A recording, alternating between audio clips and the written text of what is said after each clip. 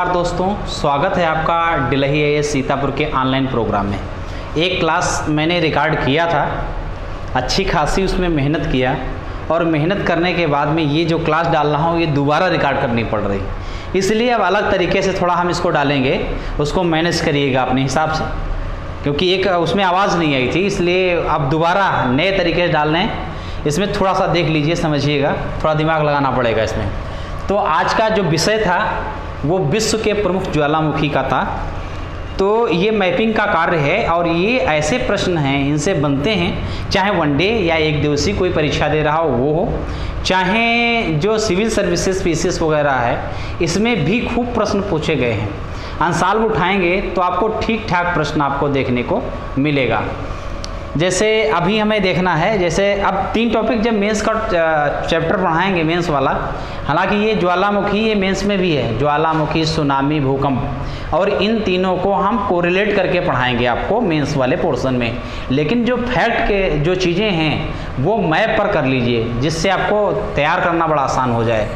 तो मैप पर कर लीजिए फैक्ट की चीज़ें, ताकि वो चीज़ें हमेशा के लिए तैयार रहें, रटना ना पड़े, इसलिए ये प्रोग्राम करना है। तो भूकंप और उससे उत्पन्न सुनामी और ज्वालामुखी जैसी जो घटनाएं हैं वो एक साथ जोड़ के पढ़ाएंगे, क्योंकि जोड़ने में आपको समझना बड़ा आसान हो जाएगा। जैसे थोड़ा सा समझाने की कोशिश करें, जब भूकंप आता है, अब भूकंप किन कारणों से आता है ये तो आपको पता होगा। जब इम्बैलेंस, जो असंतुलन पैदा होता है, असंतुलन पैदा होता है, एक तो बड़ा कारण ये होता है। दूसरा ये कारण है कि असंतुलन के साथ साथ में जब प्लेटों का टकराव होता है आपस में, ये 2 प्रकार की स्थितियां बनती हैं।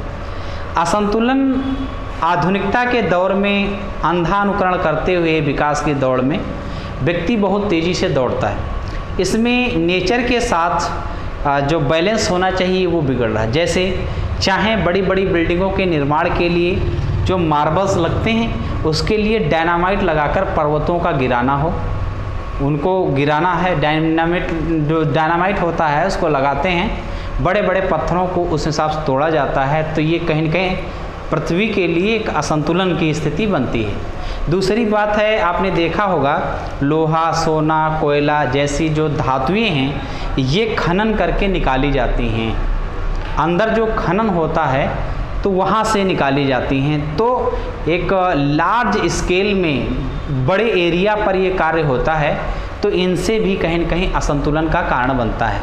आपने ये भी देखा होगा कि बड़े बड़े नगर, जो महानगर हैं, शहर में महानगरों में जाएंगे तो मल्टी स्टोरी बिल्डिंग्स देखेंगे, बहुमंजिला जो इमारतें देखेंगे, तो कहीं न कहीं उनसे भी हमारा जो असंतुलन है वो बिगड़ता है। अन्य बहुत सारे कारक हैं आधुनिकता के चलते, पेड़ वगैरह कटना, बहुत सारी ऐसी चीज़ें हैं जिनसे कहीं न कहीं असंतुलन पैदा होता है, और उन असंतुलन से भूकंप जैसी घटनाएं आपको देखने को मिलेगा। लेकिन जैसे मैंने प्लेटों के संदर्भ में कहा, तो एक उदाहरण मैंने जब इंडिया पढ़ाया था आपको बताया था कि इंडियन प्लेट का क्षेपण यूरेशियन प्लेट के नीचे हो रहा है। जैसे मैंने ये कहा था कि ये जो प्लेट है ये क्या है, ये यूरेशियन प्लेट है। क्या है? यूरेशियन प्लेट, यूरेशियन प्लेट है। यूरेशियन का मतलब हुआ रूस प्लस एशिया बराबर क्या हो गया, ये यूरेशिया हो गया। और नीचे से जो एक प्लेट आई है जिसका क्षेपण हो गया और थोड़ा सा बेंड हो गई, ये है भारतीय प्लेट। कौन सी प्लेट है? भारतीय प्लेट है। ये यूरेशियन प्लेट है और नीचे क्या है, भारतीय प्लेट है। तो इसीलिए आपने देखा होगा कि भूकंप जैसी घटनाएं, आपने नेपाल में एक लम्हे से पहले देखा होगा भूकंप, नेपाल चूँकि हिमालय के तलहटी में है, तो उत्तर भारत में जो हिमालयन श्रृंखला है, उत्तर उसके एरिया के आसपास देखेंगे तो वहाँ कहा गया है भूकंप जैसी घटनाएं आएंगी, लेकिन ज्वालामुखी जैसी घटनाएं नहीं होंगी। जिसके पीछे कारण ये था कि जो यूरेशियन प्लेट है, जिसके नीचे छेपित कौन सी प्लेट है? भारतीय प्लेट है। और भारतीय प्लेट क्या हो रही है, ये छेपित हो गई है।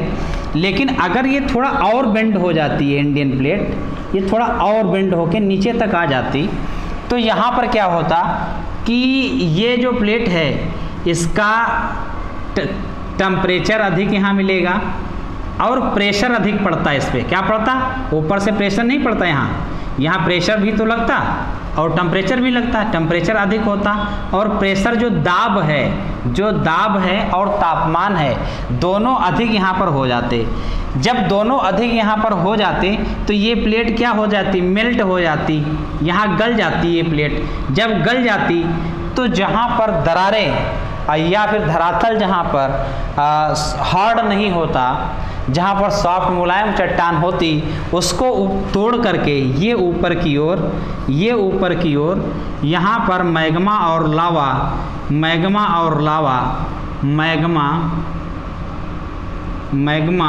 लावा